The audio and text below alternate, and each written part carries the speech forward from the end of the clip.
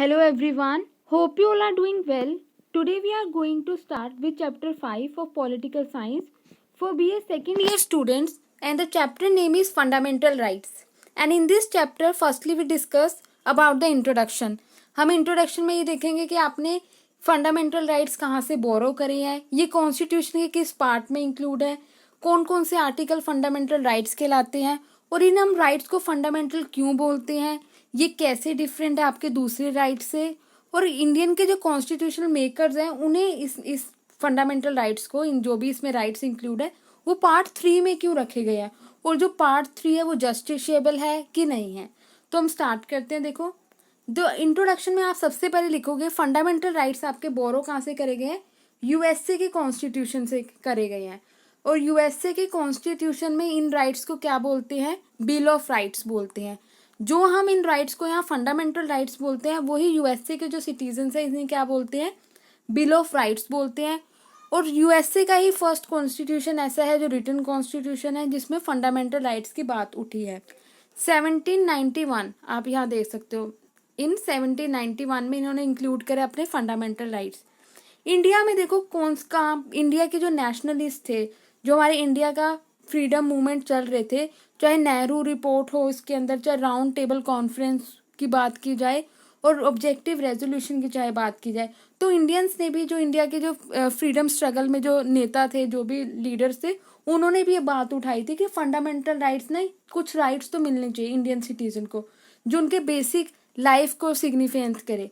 देखो कैसे, आप देखो यहाँ इसमें नेहरू रिपोर्ट 1928 में, ये सबको क्या हिस्टोरिकल पर्सपेक्टिव है। आप इसे लिख सकते हो अपनी इंट्रोडक्शन में अगर लिखना चाहो, पर आपने मेन चीज लिखनी है, ये पार्ट 3 में है कॉन्स्टिट्यूशन के, और ये बोरो कहाँ से करें हमने, यूएसए के कॉन्स्टिट्यूशन से करे हैं। ठीक है, अब इसमें आप ये भी लिख सकते हो, the inclusion of the fundamental rights from article 12 से लेके 35 तक। कौन कौन से आर्टिकल आपके फंडामेंटल राइट्स है, आर्टिकल 12 से लेके 35 तक। हालांकि जो आर्टिकल 12 है आपको वो फंडामेंटल राइट्स नहीं बता रहा है, आर्टिकल आपको 12 बता रहा है कि स्टेट की क्या डेफिनेशन है, स्टेट क्या कराएंगे हम, किस कौन कौन सी जो चीज़ें हैं वो स्टेट है। ये हम आगे डिस्कस करेंगे पूरे डिटेल में कि आपके फंडामेंटल राइट्स कितने हैं। उसके बाद देखो क्या है, अब इन राइट्स को हम फंडामेंटल राइट्स ही क्यों बोलते हैं, अगर हम चैप्टर डिस्कस करने से पहले उसमें भी हम आगे पढ़ेंगे, पर मैं आपको इसमें थोड़ा सा ब्रीफ बता दूं। देखो, fundamental rights, fundamental law, constitution को हम क्या बोलते हैं, it's a fundamental law of the land. अगर कोई भी लॉ बनता है हमारे इंडिया के अंदर, चाहे पार्लियामेंट बना रही है, चाहे वो स्टेट लेजिस्लेचर बना रही है, चाहे प्रेसिडेंट कोई ऑर्डर पास कर रहे हैं, चाहे नोटिफिकेशन निकाल रहे हैं, वो जो भी लॉ बनेगा, कोई भी ऑर्डर आएगा, वो किसके कॉन्सोनेंस होना चाहिए, विद द कॉन्स्टिट्यूशन। कॉन्स्टिट्यूशन से अगर अलग कोई कानून बना रहा है या मेरे फंडामेंटल राइट्स उससे इन्फ्रिंज हो रहे हैं, तो इसमें क्या होएगा, ये हमारे इलीगल कहलाए जाएंगे वो सारे लॉ, क्योंकि मैं कोर्ट में ये साबित कर सकते हैं हम जाके कि ये जो राइट्स हैं, जो ये लॉ बनाए गए हैं, ये हमारे राइट्स के खिलाफ है, तो इसे आप नल एंड वॉइड या घोषित करो। तो कोर्ट गारंटर कौन है हमारे फंडामेंटल राइट्स का, गारंटर इज जुडिशरी। जुडिशरी आपकी क्या है इसमें, हाई कोर्ट और सुप्रीम कोर्ट। हाई कोर्ट हो गया और सुप्रीम कोर्ट क्या है आपके, वो है गारंटर ऑफ फंडामेंटल राइट्स। अगर मेरे कोई राइट्स को इन्फ्रिंज करता है, मेरे से कोई राइट छीनने की कोशिश करता है या मेरे किसी राइट पे पाबंदी लगा रहा है, सोचो मेरे को एक कमरे में कोई बंद करके चला गया और उस दिन मेरा एग्जाम था, ठीक है, तो ये क्या मेरे फंडामेंटल राइट्स इसमें इन्फ्रिंज हुए हैं, तो मैं क्या जुडिशरी में जा सकती हूँ इन्हें इन्फोर्सेबल कराने के लिए, उनको रेमेडी ले सकती हूँ। तो ये कहाँ जाऊंगी मैं, हाई कोर्ट या सुप्रीम कोर्ट में। रिट्स का प्रोविजन है आर्टिकल 32 में। ठीक है, अब देखो why were fundamental rights included in the constitution. अब वो बोल रहे हैं कि फंडामेंटल राइट्स हैं वो क्यों इंक्लूड है आपके कॉन्स्टिट्यूशन के अंदर। देखो, long standing demand of nationalist, जैसे नेशनलिस्ट ने लॉन्ग स्टैंडिंग डिमांड उठाई थी, जैसे हमने ऊपर डिस्कस करा, नेहरू रिपोर्ट आई 1928 में, ऑब्जेक्टिव रेजोल्यूशन आया, राउंड टेबल कॉन्फ्रेंस आई, इन सब चीज़ों में क्या कहा गया आपको कि इंडियंस को भी कुछ राइट्स मिलने चाहिए। उसके बाद देखो सेकंड है, in accordance with modern political trend. देखो, जब हमने कॉन्स्टिट्यूशन में अपने फंडामेंटल राइट्स को डाला ना पार्ट 3 में, तो दूसरी जो कंट्रीज के कॉन्स्टिट्यूशन बन रहे थे वो एक ट्रेंड चल रहा था राइट्स देने का, तो हमने भी डाल दिया। जैसे यहाँ एग्जांपल दिया, आयरिश कॉन्स्टिट्यूशन 1922 में, स्टालिन कॉन्स्टिट्यूशन का, वेयरमार कॉन्स्टिट्यूशन का, ये सब कुछ क्या थे, फंडामेंटल राइट्स दे रहे थे अपने रिस्पेक्टिव कॉन्स्टिट्यूशन में, एक ट्रेंड चल रहा था। उसको to provide security to minorities. देखो माइनॉरिटीज को सिक्योरिटीज देने के लिए, जैसे कि हमारा पार्टीशन हो गया था 1940 से, इंडियन इंडिपेंडेंस एक्ट के बाद, कि कहीं पाकिस्तान और इंडिया डिवाइड हो गए थे, है ना। इंडिया दो भागों में डिवाइड था, पाकिस्तान और इंडिया के अंदर। तो जो माइनॉरिटीज आ रहे थे, यहाँ मुस्लिम माइनॉरिटी थे, क्योंकि इंडिया में क्या था, हिंदू थे, वो मेजोरिटी थे। तो माइनॉरिटी को प्रोटेक्शन देने के लिए, ये नहीं कि मेजोरिटी उन्हें उन्हें क्या बोलते हैं, परेशान कर दे, वहाँ जो मुस्लिम आएंगे माइनॉरिटी में, मतलब कम संख्या में आ रहे हैं, तो उनको प्रोटेक्शन देने के लिए हमने क्या करा, फंडामेंटल राइट्स इंक्लूड करे हैं। Basis of democratic government. देखो जो फंडामेंटल राइट्स हम जो भी इंक्लूड करते हैं, बेसिस है डेमोक्रेटिक गवर्नमेंट का। डेमोक्रेसी क्या होता है, आपका government for the people, of the people, by the people. तो अगर लोगों को ही नहीं राइट मिलेंगे तो सरकार किसके लिए अकाउंटेबल होगी। तो एक डेमोक्रेसी को शो करने के लिए क्या है, ये क्या है, हमने फंडामेंटल राइट्स को इंक्लूड करा है।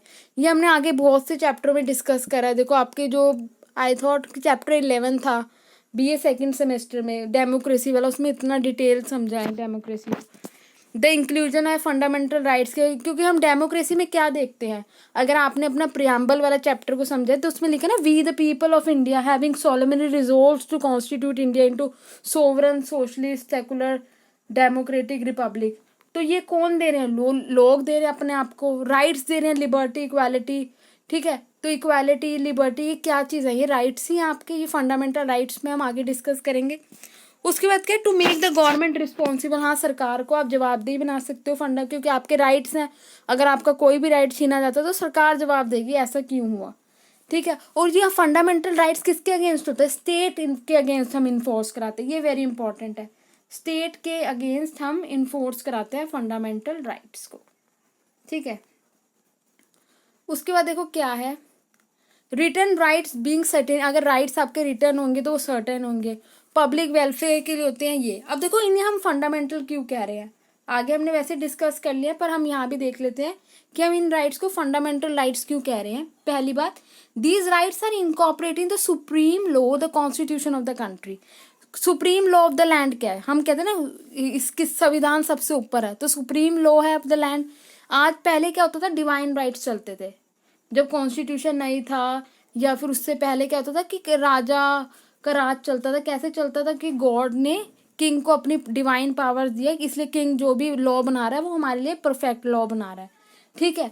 तो ये क्या है, ये एक किस्म से ये बेकार कहानी सारी बुनी गई है डिवाइन राइट्स वाली। तो ये इससे क्या बढ़ावा किसे मिल रहा था, अनार्की को बढ़ावा मिल रहा था। इन सब चीज़ों को रोकने के लिए हमने फंडामेंटल राइट्स लेके आए कि किंग डिवाइन राइट जैसा कोई कंसेप्ट नहीं है, और आपके फंडामेंटल राइट्स ही आपके बेसिक राइट्स हैं। देखो अब क्या है, these rights are incorporated in the supreme law, the constitution of the country में इंक्लूड है। These rights for the basis for the development of the individual. इन राइट्स को हमने फंडामेंटल क्यों बोला गया है, क्यों इसलिए बोला कि ये एक बेसिक डेवलपमेंट एक इंडिविजुअल की, उसके लिए ज़रूरी है। जैसे आपका राइट टू इक्वालिटी है, राइट टू, आपके पास अपॉर्चुनिटीज़ हैं, आप एम्प्लॉयमेंट कर सकते हो, आपके साथ कोई भेदभाव नहीं कर सकता, ठीक है। आपको फ्रीडम है, प्रोफेशन की फ्रीडम, आपको ट्रेड की है, एसोसिएशन की है, आपकी कोई एक्सप्लॉयटेशन नहीं कर सकता, आपको रिलीजन फ्रीडम है। ये चीज़ें क्यों जरूरी है, एक बेसिक डेवलपमेंट के लिए एक इंडिविजुअल की, इसलिए बोला गया। एक तो supreme law of the land में इंक्लूड है, ये बेसिक डेवलपमेंट के लिए इंक्लूड है। आपका कॉन्स्टिट्यूशन का आपका ग्रैंड नॉर्म है, सबसे बड़ा कानून आपका कॉन्स्टिट्यूशन। अगर कोई भी दूसरा कानून उसके अगेंस्ट होएगा, कोई भी प्रोविजन के कॉन्स्टिट्यूशन के, तो वो नवा जो कानून जो बनेगा वो नल एंड वॉइड कहला दिया जाएगा, अगर वो कॉन्स्टिट्यूशन के अगेंस्ट होएगा। और इसे नल एंड वॉइड कौन डिक्लेयर करेगा, जुडिशरी, जैसे कि आपकी हाई कोर्ट और सुप्रीम कोर्ट, ठीक है। क्योंकि who is the guarantor of the fundamental rights, अगर गारंटर की बात पूछी जाए, जैसे कोई गारंटी लेता है ना कि ये गारंटी कौन ले रहा है, कॉन्स्टिट्यूशन ले रहा है, उसका गारंटर कौन बना हुआ है, जुडिशरी बनी हुई है। जुडिशरी क्या है, is one of the 3 organs में से एक ऑर्गन आपका, पहला लेजिस्लेचर, एग्जीक्यूटिव है ना, जुडिशरी है। तो जुडिशरी आपका गारंटर बना हुआ है, ठीक है। The people are officials of India are ought to enjoy this right, ठीक है। आप ऐसे इंजॉय कर सकते हो इन राइट्स को। उसके बाद क्या, नेचर और कैरेक्टरिस्टिक्स क्या है, इसकी विशेषताएं क्या है फंडामेंटल राइट्स की, अगर बात की जाए जो पार्ट 3 में है। सबसे पहले डिटेल एंड कॉम्प्रिहेंसिव है, पूरे डिटेल में समझाए गए। आर्टिकल 12 से लेकर 35 तक, 14 से 18 आपको राइट टू इक्वालिटी बता दिया गया है, 19 आपको राइट टू फ्रीडम दे दिया गया है, 20 से लेकर 22 आपकी प्रोटेक्शन दे है लाइफ की, ठीक है। 23 24 आपके क्या राइट अगेंस्ट एक्सप्लॉयटेशन है कि आपकी कोई एक्सप्लॉयटेशन नहीं होगी। उसके बाद 25 से लेकर 28 तक है रिलीजियस फ्रीडम है। 29 से आपके 30 क्या है, आपके माइनॉरिटी के राइट्स दे दिए गए हैं, ठीक है। तो ये क्या डिटेल है, अगर इन सब का इन्फ्रिंजमेंट अगर कोई करेगा तो आप रिट्स में जा सकते हो। आर्टिकल 32 है, सुप्रीम कोर्ट जाके आप इन्हें इन्फोर्स करा सकते हो। तो ये क्या डिटेल और कॉम्प्रिहेंसिव राइट्स हैं। उसके राइट्स हैव बीन क्लासिफाइड, देखो डिफरेंट डिफरेंट पार्ट्स में क्लासीफाई है। जैसे बताया आर्टिकल 19 है, फ्रीडम है। फ्रीडम कितने तरीके की है, असेंबली की फ्रीडम है, एसोसिएशन की है, ट्रेड की है, स्पीच की है, एक्सप्रेशन की है, तो उनको भी समझा दिया गया है, तो बिल्कुल क्लासीफाई कर गए।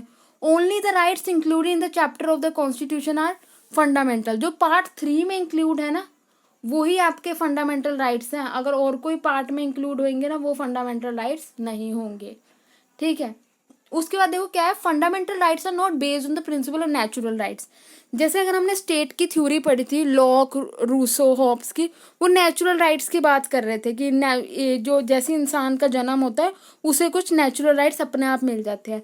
पर फंडामेंटल राइट्स इन सब चीज़ों की बात नहीं करता। Fundamental rights are the rational rights which are enshrined in part 3 of the constitution. और यहाँ हमने अपनी थ्योरी और परसेप्शंस नहीं लगानी है कि ये राइट्स आपके नेचुरल है, तो इसलिए आपके जो fundamental rights are not based on the natural rights, these are the those right which are given by the constitution maker and enshrined in part 3 of the constitution of India.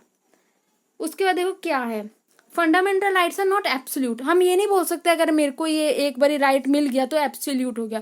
For example मेरे को article 19 के, ये ध्यान से समझना, article 19 हमारे को बोलता है right to freedom of speech and expression. Freedoms है, ए है इसका कि freedom of speech and expression. अगर देखो मेरे को बोलने का अधिकार है, क्या मैं अपने देश के अगेंस्ट बोल सकती हूँ? मैं इंडिया के अगेंस्ट बोल सकती हूँ? मैं गई फॉरेन कंट्री में या इंडिया में ही हूँ और मैंने क्या देश के विरुद्ध नारे लगाने शुरू कर दिए कि इंडिया ऐसा, इंडिया वैसा, और मुझे को पुलिस वाले पकड़ के ले जाते हैं, तो मैंने ये बोलूँगी मेरे पास आर्टिकल 19 था इसलिए आप मेरे को पकड़ नहीं सकते, ये तो मेरा राइट है। तो इसी के अंदर आपके क्या दे दी गई है, रीजनेबल रिस्ट्रिक्शंस लगा दी गई है। जायज़ रिस्ट्रिक्शन होते हैं। रीजनेबल मतलब क्या होता है कि इसमें कोई भी इंटरफेरेंस इस चीज़ का नहीं होएगा कि इलीगैलिटी के तौर पे हम इसे जांच करते हैं कि रीजनेबल रिस्ट्रिक्ट। फॉर एग्जांपल मेरे को जीने का अधिकार है, तो मैं ये थोड़ी किसी को मार के जी रही हूँ कि ये मेरे को ये सही नहीं लगा और मेरा जीने का अधिकार था, मैंने इसको मार दिया, ऐसा नहीं। अगर मेरे पर राइट्स हैं तो मेरे पर ड्यूटीज़ भी हैं, इसके कॉरस्पॉन्डेंस चलता है। अगर मेरे पर right to speech and expression है तो मेरे को इसको रीजनेबल तौर से यूज़ करना है। मैं ये बोल सकती हूँ आई लाइक पाकिस्तान, पर मैं ये नहीं बोल सकती आई हेट इंडिया, ठीक है। इसमें बात में फ़र्क है। अगर मैंने आई हेट इंडिया बोल दिया तो मैंने सॉवरेनिटी के अगेंस्ट बोला है, इंडिया के अगेंस्ट बोला है, तो मैंने क्या कर दिया कि अपने खिलाफ जुर्म है, एक किस्म से जुर्म ही करा मैंने। और पुलिस वाले अगर पकड़ के ले जाते हैं तो मैं ये नहीं बोल सकती मैंने अपने राइट का यूज़ करा, ये क्योंकि ये राइट्स जो आपके एब्सोल्यूट नहीं है। उसके बाद देखो क्या है, fundamental rights limit the authority of central and state government. जो अगर फंडामेंटल राइट्स बन जाते हैं तो लिमिट कर देते हैं कि आप ऐसा कानून नहीं बना सकते। अभी हम आर्टिकल 13 में डिस्कस करेंगे कि स्टेट ऐसा कानून नहीं पास कर सकती जो पार्ट 3 के अगेंस्ट हो, ठीक है। कोई लोकल अथॉरिटी भी ऐसा कानून नहीं पास कर सकती जो पार्ट 3 के अगेंस्ट हो। पार्ट 3 में मतलब हमारे फंडामेंटल राइट्स हैं, तो लिमिट करते हैं ये। Rights are justiciable. जस्टिशिएबल जैसे हमने समझा, जस्टिशिएबल का मतलब क्या होता है, इन्फोर्स करा सकते हैं। अगर मेरा ये राइट्स कोई छीनने की कोशिश करता है, मैं सोचो मैं कोई गवर्नमेंट एम्प्लॉय, सोचो मेरिट सेम आ जाती है और ए जो है और एक बी है, ठीक है। अब बी क्या होता है, बी को जॉब दे देते हैं वो, और ए के ज़्यादा नंबर आए हैं पर ए को नहीं देते हैं, तो ये क्या हुआ, इक्वल अपॉर्चुनिटी नहीं मिली। तो आर्टिकल 16 है इसका, तो आर्टिकल 16 में कहते हैं इक्वल अपॉर्चुनिटी मिलेगी आपको एम्प्लॉयमेंट के अंदर। तो यहाँ आपको नहीं मिली इक्वल अपॉर्चुनिटी, ए का फंडामेंटल राइट्स इन्फ्रिंज हो गया, तो ए इसको जस्टिशिएबल कराने के लिए कोर्ट में जा सकता है, और कोर्ट क्या है इसमें डायरेक्शन इशू करेगी उस पब्लिक अथॉरिटी के ऊपर जिसने ये उसका जो फंडामेंटल राइट है छीना है। तो ये क्या आपके जस्टिशिएबल है, ये नहीं कि कागजी तौर पे लिख दिए गए हैं। ये ऑर्नामेंटल राइट्स नहीं आपके कि सजावट के लिए है जिसका कोई यूज़ नहीं है। अगर इनमें से कोई भी हमारा इन्फ्रिंजमेंट होता है राइट्स का, तो हम कोर्ट में जुडिशरी है, गारंटर आपका फंडामेंटल राइट्स का, हम जा सकते हैं। देखो fundamental right distinguish between citizen and aliens. कुछ आपके फंडामेंटल राइट्स हैं जो सिटीजन्स को मिले हैं, कुछ ऐसे फंडामेंटल राइट्स हैं जो आपके नॉन सिटीजन को भी मिले हैं। जैसे कि आर्टिकल 15 है आपका, 25 से 28 है रिलीजियस फ्रीडम वाला, डिस्क्रिमिनेशन वाला, ये किसे मिला? सिर्फ सिटीजन्स को मिल रहा है। ये फॉर एग्जांपल आपका और भी राइट्स हो सकते हैं, ये आपका सिर्फ सिटीजन्स को मिला है। Right to freedom of speech and expression, ठीक है, ये किसे मिला? आपके सिटीजन्स को मिले हैं। पर आर्टिकल जो आपका 14 है, right to equality and equal protection of laws है जो आपका, ठीक है। आर्टिकल 21 है राइट टू लाइफ आपका, ये आपके सिटीजन्स को तो मिले हैं, भारत के नागरिक को तो मिला है, पर दूसरे इंडिविजुअल्स को ही मिला है इसमें, क्योंकि इनमें एक वर्ड है आपका यूज करा पर्सन्स, तो ये सबको प्रोवाइड करे गए हैं 14 और 21 जैसे। उसके बाद आता है mixture of negative and positive right. Negative rights कौन से होते हैं? जो हमारे पे कुछ रिस्ट्रिक्शन लगाते हैं, और पॉजिटिव राइट्स होते हैं आपको कुछ देने की कोशिश करते हैं। जैसे आर्टिकल 18 है, वो आपको प्रोहिबिट करता है receiving any kind of title. आप टाइटल का मतलब क्या है? पहले क्या होता था कि आप अपने नाम के आगे महाराजा प्रताप लगवा लेते थे, ठीक है, रानी इंद्रजीत, ऐसे ऐसे राजा रानी वाले जो टाइटल होते थे ना, ये पेगम, ऐसे ऐसे नाम के आगे लगवा लेते थे। तो ये सब कुछ हटा दिया गया। किसके तहत? अब जैसे कोई ये नहीं लगवा सकता, मेरा नाम, कोई पूछेगा कि आपका नाम क्या है, आप ये बताओगे मेरा नाम राम है, श्याम है, ये नहीं बताओगे आप मेरा नाम राजा राम है, ये नहीं बताओगे। ये टाइटल अब हटा दिए गए हैं। ये क्यों है हटाए? क्यों है? आपके आर्टिकल 18 कहता है इन्हें हटा दिए गए, क्योंकि ये डिस्क्रिमिनेशन करते हैं, इक्वालिटी नहीं है। एक सुपीरियर अपने आप को, जो इंसान का टाइटल होगा, अपने आप को सुपीरियर समझेगा, इसलिए आर्टिकल 18 के तहत ये टाइटल हटा दिए गए हैं। और जो हटाने वाली चीज़ होती है आपकी नेगेटिव राइट्स, ठीक है। और पॉजिटिव राइट जो आपको कुछ देने की कोशिश करता है, right to freedom of speech and expression है, फॉर्म एसोसिएशन, ये आपके पॉजिटिव राइट है। अब fundamental rights can be suspended, ये नहीं कि आपके सस्पेंड नहीं हो सकते। जैसे आपके फंडामेंटल राइट एब्सोल्यूट नहीं है, वैसे आपके फंडामेंटल राइट्स हमेशा के लिए नहीं रहते हैं आपके पास। जैसे अगर इमरजेंसी लग जाती है, नेशनल इमरजेंसी लग गई, तो आपका आर्टिकल जो 19 है, फ्रीडम वाली चीज़ें हैं, वो ख़त्म हो जाती है। अब देश में दंगे हो रहे हैं, एग्रेशन चल रहा है, और आपको स्पीच एंड एक्सप्रेशन का अधिकार थोड़ी दे देंगे वो। तो आपका ये जो आपका right to freedom of speech and expression है, आर्टिकल 19 है, मूव करना दूसरे स्टेट से, तो ये आपका क्या होता है? सस्पेंड हो जाता है। जैसे हम कह नहीं थे, धारा 144 भी लगवा देते हैं। कोविड के टाइम में देखो क्या हो गया है, इमरजेंसी चाहे नहीं भी लगी हो, पर आपको जाने का रोक दिया। कोई कह दे ये तो मेरा फंडामेंटल राइट है, मैं तो जा सकता हूँ दूसरी स्टेट में। अब कोई कर्नाटका का वो कह देगा मैं तो आ सकता हूँ पंजाब में, मैं दिल्ली में जा सकता हूँ, ये तो मेरा फंडामेंटल राइट्स हो। वो क्यों रुका हुआ अपने घर पे, और पुलिस वालों ने उसको क्यों रोक दिया? क्योंकि आपके जो फंडामेंटल राइट्स है एब्सोल्यूट नहीं है, ये सस्पेंड हो सकते हैं इमरजेंसी के टाइम, ये सस्पेंड हो सकते हैं अगर कोई एग्रेशन है, ठीक है। इसलिए ये एब्सोल्यूट नहीं है, रीजनेबल रिस्ट्रिक्शन के साथ आपके फंडामेंटल राइट्स हैं। उसके बाद देखो parliament can amend fundamental rights. जो पार्लियामेंट है आपके अमेंड भी कर सकता है फंडामेंटल राइट्स को। देखो 1967 में सुप्रीम कोर्ट ऑफ इंडिया एक वर्डिक्ट आई थी गोलकनाथ के केस में। उसने कहा था कि पार्लियामेंट कॉम्पिटेंट नहीं है कि आपके अमेंड कर सकती है fundamental rights. But 24th constitution amendment आती है 1971 में, वहाँ क्या कहते हैं कि हम पावर दे रहे हैं, अमेंड कर सकते हैं हम फंडामेंटल राइट्स को।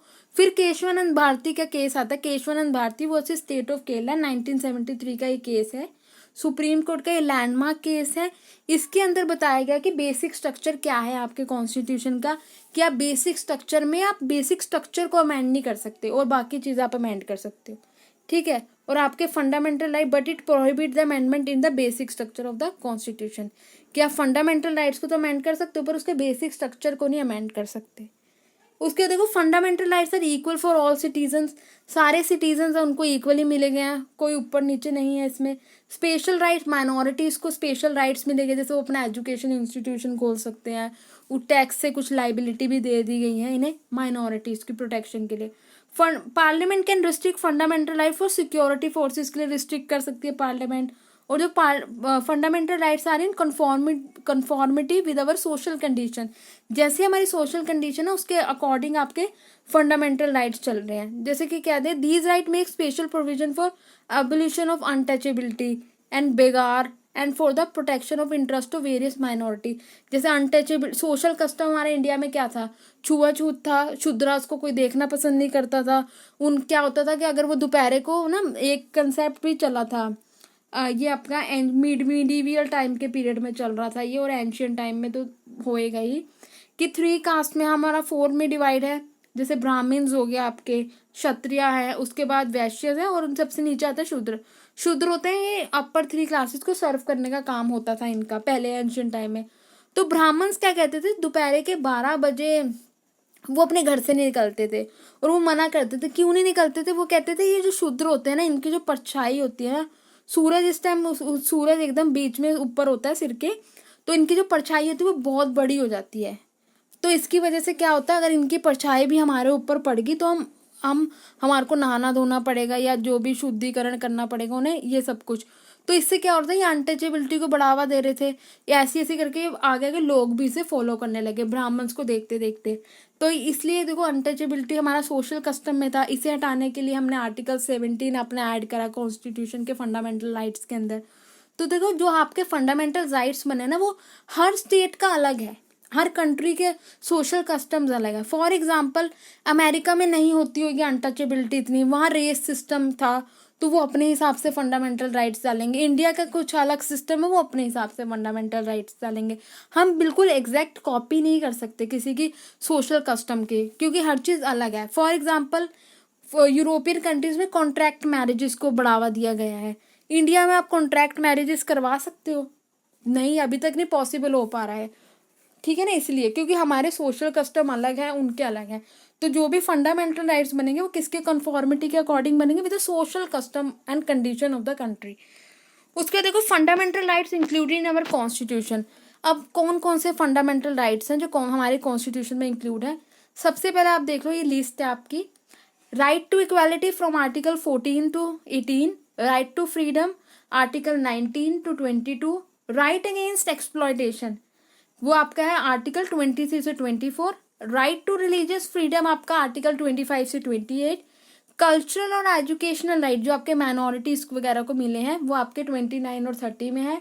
राइट टू कॉन्स्टिट्यूशनल रेमेडीज, अगर इन सब राइट्स को अगर कोई आपसे छीनने की कोशिश कर सकता है तो कॉन्स्टिट्यूशनल रेमेडी आर्टिकल 31 एंड 32 में है। अब देख लेते हैं हम राइट टू इक्वालिटी आपका 14 क्या बोलता है। देखो, right to equality is very basic है डेमोक्रेसी के लिए। इक्वालिटी मतलब समानता का अधिकार दिए गया है। बिफोर पॉलिटिकल इंडिपेंडेंस से पहले क्या होता था, वो डिस्क्रिमिनेशन था।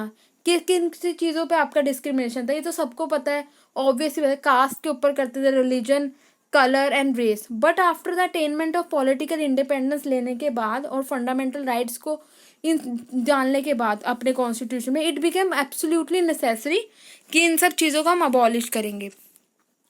देखो, अब क्या है इक्वालिटी बिफोर, कि कानून के नज़रों, जैसे हम कहते हैं ना कि कानून की नज़रों के सामने सारे समान हैं, ये क्या है, इक्वालिटी बिफोर लॉ है।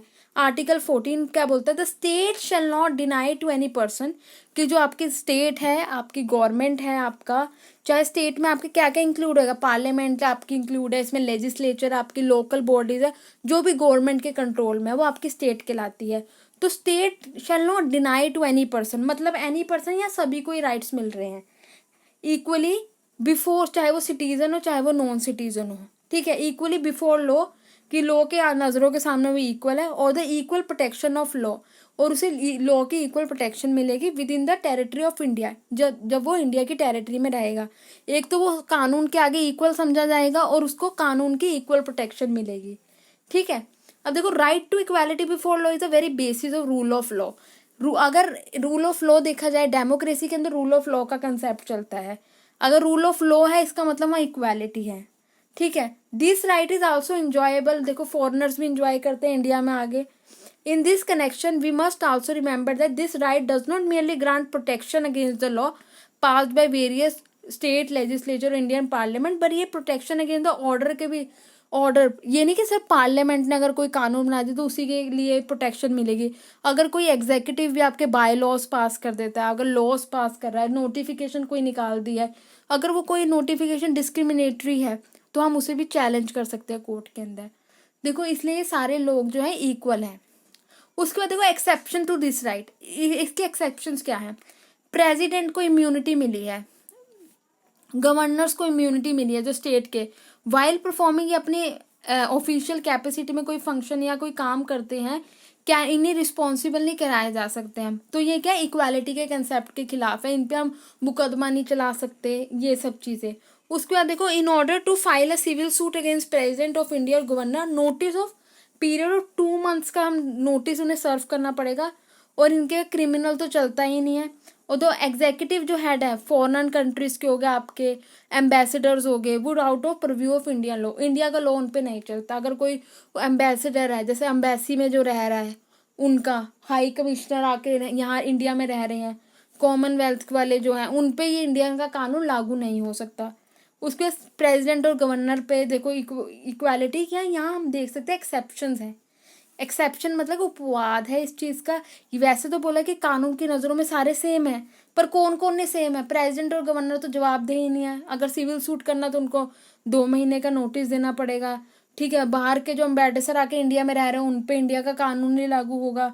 सिमिलर कंडीशन है नेसेसरी फॉर इक्वल और सिमिलर प्रोटेक्शन के लिए, keeping in view the divergence of condition, the state is empowered to enact different laws but under similar condition each individual granted on equal protection of law. इसका मतलब देखो क्या है, equal protection of law मतलब कि सोचो एक, एक हमारे ना कानून के अंदर इम्यूनिटी प्रोवाइड है। जो चिल्ड्रन है below the age of 7 years, अगर वो कोई क्राइम कर देता है, ठीक है, उसे इम्यूनिटी है। अगर वही क्राइम वो सेम इंडिविजुअल अगर कोई 18 से अबव का करेगा तो उसको तो सज़ा मिल जाएगी। तो यहाँ इक्वालिटी, अगर मैं इक्वालिटी की बात करूँ तो दोनों को बराबर सज़ा मिलनी चाहिए, 5 साल वाले स्टूडेंट को भी मिलनी चाहिए और जो 18 साल का है उस यंग को भी, उस मैन को भी उतनी सज़ा मिलनी चाहिए। तो इक्वालिटी अगर देखी जाए तो, बट नहीं, इक्वल प्रोटेक्शन ऑफ लॉ मतलब कि जो इक्वल हैं उनकी प्रोटेक्शन सेम होनी चाहिए। सेम देखो ना, अलाइक्स आर लॉ नॉट अलाइक, जैसे कि ना कि लाइक वाइज होनी चाहिए।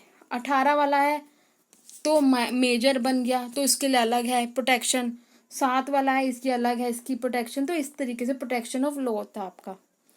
तो हम यही बोल सकते हैं एक्सेप्शन है इक्वालिटी के। अब देखो प्रोहिबिशन ऑफ डिस्क्रिमिनेशन जो आपका है आर्टिकल 15, कि आप किसी के ऊपर डिस्क्रिमिनेशन, कोई भेदभाव नहीं कर सकते। नो सिटीजन, ये आपका किसे मिला है, सिटीजन्स को मिले हैं। आर्टिकल 15 किसे मिला है, सिर्फ सिटीजन्स को मिला है। यहाँ लिखा है जो भारत के नागरिक है उन्हें मिला है।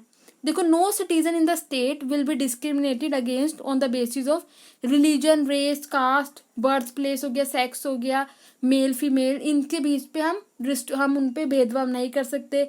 कोई सिटीजन है हम उसे शॉप, रेस्टोरेंट, होटल, आपके प्लेसेस ऑफ इंटरटेनमेंट हो गए, रेस, रिलीजन, कास्ट, कलर के बेस पे हम उन्हें रोक नहीं सकते। All citizen will be permitted to use above cited discrimination, well tanks हो गए। पहले के ज़माने में क्या होता था, कुएं नहीं यूज़ करने देते थे उन्हें, शूद्राओं को, कहते वो भी यूज़ कर सकते हैं, रिजॉर्ट में जा सकते हैं, रोड यूज़ कर सकते हैं, जो स्टेट चला रहा है। अब देखो इसकी भी एक्सेप्शन है, वो क्या है, the state will be empowered to undertake special measure in order to protect the interest of children and women, कि कुछ ऐसे स्टेप्स भी ले सकते हैं उनकी प्रोटेक्शन के लिए। फॉर एग्जाम्पल, अगर आप गवर्नमेंट के किसी फॉर्म को फिल करते हो, ये एग्जाम्पल है और ये वेरी इंपॉर्टेंट है और इससे रिलेटेड है।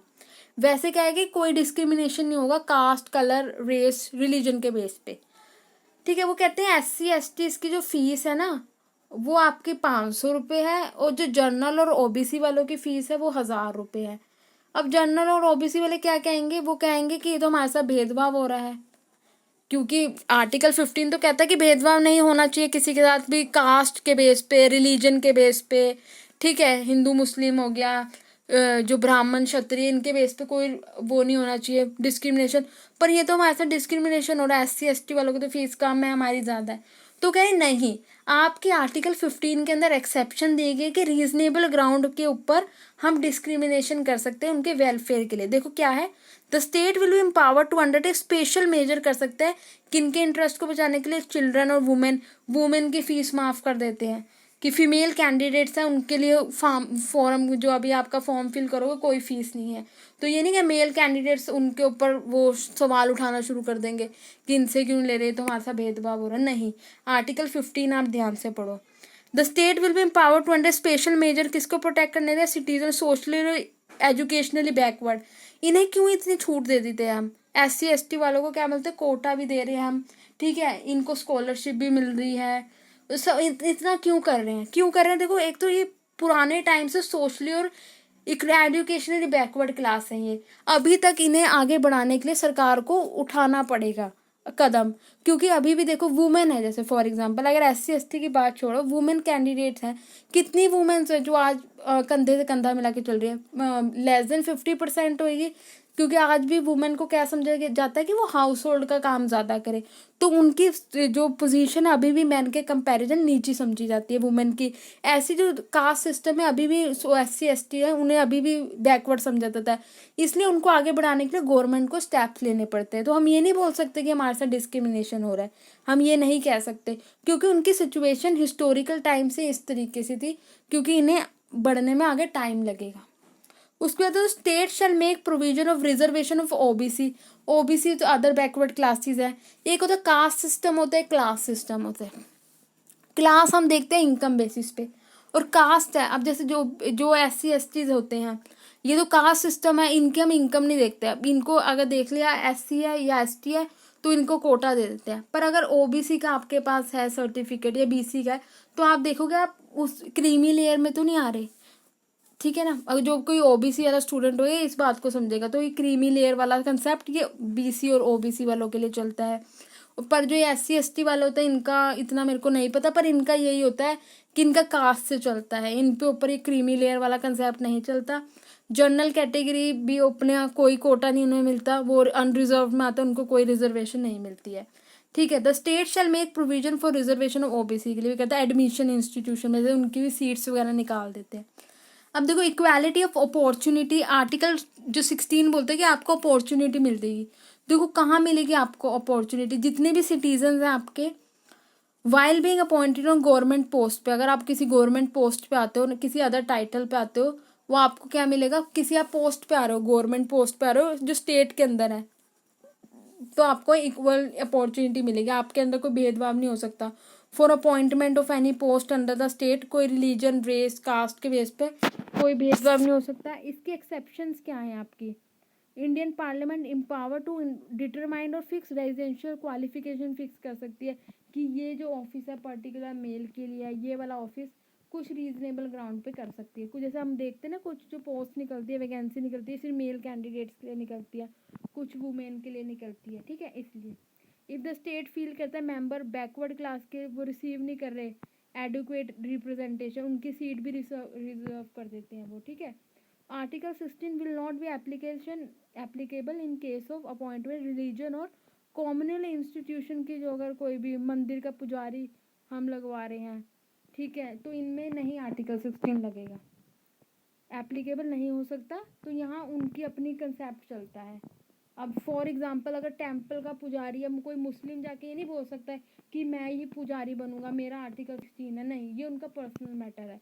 हिंदू को ही बनाएंगे मंदिर में, अगर कोई हिंदू नहीं जा सकता वहाँ मस्जिद में कि ये बोलने के लिए कि मैं बनूंगा इसका हेड, ठीक है ना, उनका कुछ अलग सिस्टम हो सकता है। तो ये जो रिलीजन अपने कॉम्युनल इंस्टीट्यूशन है, ये उनसे परे हटे हुए हैं। अब है ऑब्लिशन ऑफ अनटचेबिलिटी, कि अनटचेबिलिटी नहीं करेंगे, किसी का छुआछूत नहीं करेंगे, आर्टिकल 17 ये बोलता है। Protection of civil rights act pass हुआ था, इसके तहत कि हम उन्हें जाने देंगे पब्लिक प्लेसेस में, ये सब कुछ 1976 में सिविल राइट्स एक्ट भी पास हुआ था। All pass the untouchability offence act 1955 में आया था, एंड देयर आफ्टर जो प्रोटेक्शन ऑफ सिविल राइट, ये अनटचेबिलिटी को ख़त्म करने के लिए।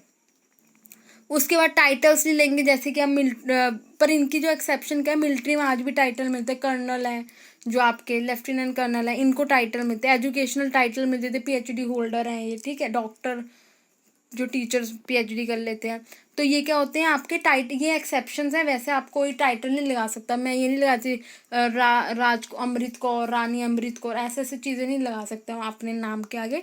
पर अगर कुछ ऐसे टाइटल, एजुकेशनल टाइटल है, डॉक्टर्स के आगे लग सकता है, एडवोकेट्स के आगे लग सकता है, ये भी टाइटल है, पर इनको छूट मिल रही है, एक्सेप्शंस में आते हैं ये। हम किसी फॉरेन कंट्री से टाइटल नहीं ले सकते। No individual who is a citizen of India working in some profitable post में काम कर रहा है, वो किसी फॉरेन स्टेट से टाइटल नहीं ले सकता बिना प्रेसिडेंट के अप्रूवल के, ठीक है। Same office, some office of profit है, state cannot receive any salary gift, और कोई भी टाइटल नहीं ले सकता, प्रेसिडेंट की पहले अप्रूवल चाहिए। इसमें ये है। तो अभी हमने डिस्कस करा अपना article right to equality from article 14 to 18। आगे हम नेक्स्ट पार्ट में हम इसके डिस्कस करेंगे राइट टू फ्रीडम, जो आपके इंक्लूड है आर्टिकल 19 से 22 तक। ठीक है, तो हम ये नेक्स्ट पार्ट में डिस्कस करेंगे, थोड़ा सा चैप्टर रह जाएगा ये।